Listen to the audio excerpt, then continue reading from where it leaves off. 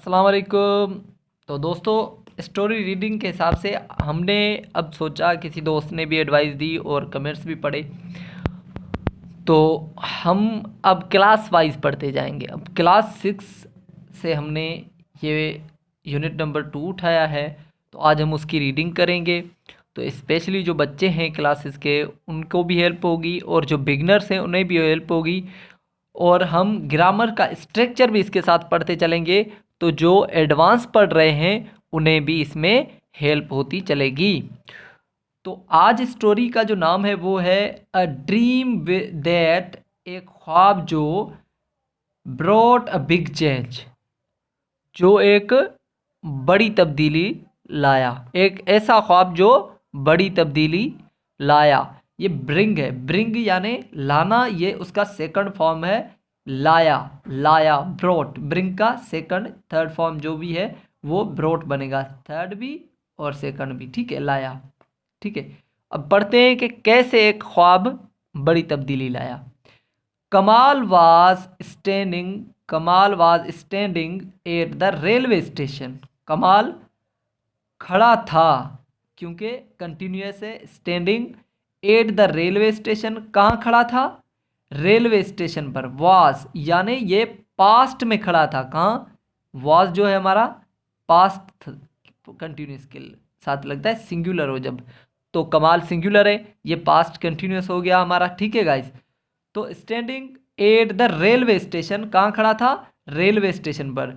तो जहाँ पर हम एक यानी मखसूस एरिया की बात करते हैं तो रेलवे लगाते हैं। अगर लार्ज एरिया होगा तो जैसे कोई बंदा एशिया से बाहर यानी पाकिस्तान से बाहर है, इंडिया से बाहर है, तो हम उसे बोलेंगे he is in Saudi Arabia, he is in America. एक बड़े एरिया की बात करेंगे। अब छोटा एरिया है तो उसके बारे में हम एट बात करें, ही इज़ एट स्कूल। ठीक है, तो गाइज ये भी एक यानी मखसूस एरिया की बात हो रही है, तो यहाँ पर एट का इस्तेमाल किया गया है। ठीक है, तो एट हमारा प्रेपोजिशन किसके साथ लगता है? एक मखसूस एरिया के साथ। तो हम थोड़ा एडवांस भी पढ़ते चलेंगे ताकि सबको हेल्प हो। ये वीडियो यूज़फुल होने वाली है सबके लिए, तो एंड तक ज़रूर देखना है। ऑल हिज क्लासमेट्स, जो इसके सारे क्लासमेट्स यानी इसके साथ पढ़ने वाले तालिब इल्म थे, were getting on the train, वो ट्रेन पकड़ने लगे। वर गेटिंग, वर हमारा वाज हमारा जहाँ सिंगुलर के साथ लगा, तो पकड़ क्लासमेट्स हमारा क्या है? प्लूरल है। प्लूरल के साथ, प्लूरल के साथ क्या होगा? हमारा वर का इस्तेमाल होगा पास्ट कंटिन्यूअस में, पास्ट कंटिन्यूअस टेंस में। ठीक है, द ट्रेन, वो ट्रेन पकड़ने लगे। देवर लाफिंग, वो हंस रहे थे। कंटिन्यूअस है तो वो हंस रहे थे। एंड वेविंग, और हाथ हिला रहे थे, जैसे हम बाय बाय करते हैं। एट हिम, उसकी तरफ या उसको, उसको। एज द ट्रेन लेफ्ट, जैसे ही ट्रेन चली। लेफ्ट द स्टेशन, स्टेशन को छोड़ के चली। ठीक है, लेफ्ट यानी छोड़ना, लीव यानी छोड़ना, ये उसकी थर्ड फॉर्म है। लेफ्ट छोड़ के चली। ठीक है गाइस, जैसे ही स्टेशन छोड़ के चली। कमाल वेव्ड बैक, कमाल ने भी हाथ हिलाया। हिला रहा था नहीं है, इसलिए वेव्ड उसकी सेकंड फॉर्म लगाइए। एट देम, उनको। But he was crying, again हमारा क्या है?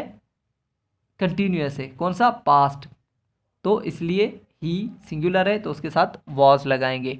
तो पास्ट कंटिन्यूअस में वाज और वर का इस्तेमाल करते हैं, और प्रेजेंट में इज एम आर का। ये ऑलमोस्ट सबको पता होगा, लेकिन 6th क्लास या जिनको नहीं पता उनको ये बात फिर से मैं बता दूं कि प्रेजेंट कंटिन्यूअस के साथ इज एम आर लगता है, और पास्ट कंटिन्यूअस के साथ क्या लगता है? वाज वर। तो ये पास्ट की बात है, तो क्या वो रो रहा था। The doctor at the school, जो स्कूल का डॉक्टर है।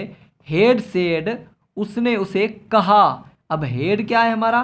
पास्ट परफेक्ट के लिए साथ लगता है, तो ये सेड ऑटोमेटिक से का थर्ड फॉर्म लगेगा, सेड। ठीक है, इसे हम पास्ट पार्टिसिपल भी कहते हैं। दैट के कमाल वाज वीक, कमाल अब हमारा वीक क्या है? वीक हमारा एक एडजेक्टिव है, ठीक है। जैसे वीक, बोल्ड, ये हमारी उसकी क्या थी, खासियत थी कि वो कमज़ोर है। तो जब हम पास्ट कंटिन्यूस या पास्ट की बात करते हैं तो हम वाज के साथ शो करते हैं, क्योंकि यहाँ पर वर्ब होता तो आईएनजी फॉर्म लगता, वर्ब नहीं हो तो आईएनजी फॉर्म नहीं लगता। फिर वाज सिर्फ क्या करता है, यानी हालत को बयान करता है कि वो हालत जो थी उसकी पास्ट में थी। तो वर्ब के 4 काम होते हैं, मैंने पहले भी बताया था कि वर्ब के कितने काम होते हैं, 4 काम होते हैं, ठीक है, 4। एक तो एक्शन होता है, ये ए हो गया, एक्शन होता है। दूसरा तो स्टेट बताता है। तीसरा एग्जिस्टेंस बताता है, यानी लोकेशन बताता है। चौथा हेल्प करता है ज़माने के बारे में। तो यहाँ पर वर्ब है लेकिन हेल्प कर रहा है ज़मान बताने के कि वो पास्ट की बात है, ठीक है। वीक एंड अनहेल्दी, और कमज़ोर था, ठीक है।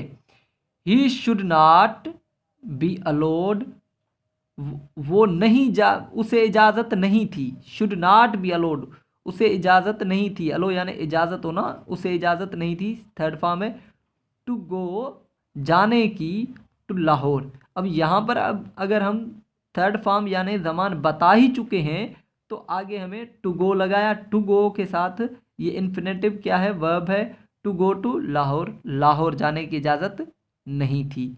इस्लामाबाद एंड मरी, और इस्लामाबाद मरी विथ हिज क्लासमेट, उसके क्लासमेट्स के साथ उसे वहाँ जाने की इजाज़त नहीं थी, ठीक है। तो guys what is wrong with him, what is wrong with him, उसके साथ क्या गलत है। डबल इन्वर्टेड कोमा है। डबल इन्वर्टेड कोमा का मतलब होता है कि ये मेरे नरेशन में आता है कि जैसा उसने बोला वैसा ही यहाँ पर हमने बोला कि यानी हू बहू वही अल्फाज दोहराना, उसे हम क्या कहते हैं, नरेशन। वो डबल इन्वर्टेड कोमा में होता है, ठीक है guys.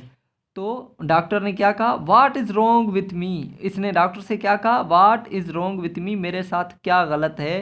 He had asked the doctor, इसने डॉक्टर से पूछा। आस्क्ड यानी पूछना, आस्क यानी पूछना, आस्क्ड यानी पूछा, ठीक है। तो गाइज अब डबल इन्वर्टेड कोमा अगेन आया है यहाँ तक। तो यहाँ पर जो डॉक्टर की स्टेटमेंट है सिर्फ हमने वही बतानी है। यू आर वीक, तुम कमज़ोर हो। यू विल नॉट बी, तुम नहीं हो, बी एबल टू वॉक, तुम नहीं हो किसके, you will not be able to walk long distance, तुम जाने के काबिल नहीं हो। कहाँ, बड़े सफ़र पर, लॉन्ग डिस्टेंस यानी बड़े सफ़र पर जाने को तैयार नहीं हो।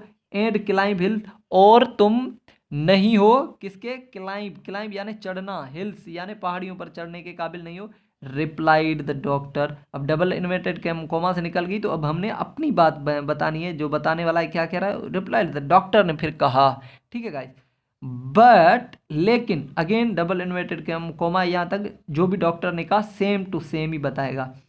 तो डबल इन्वर्टेड कोमा में सेम टू सेम ही स्टेटमेंट दिया जाता है।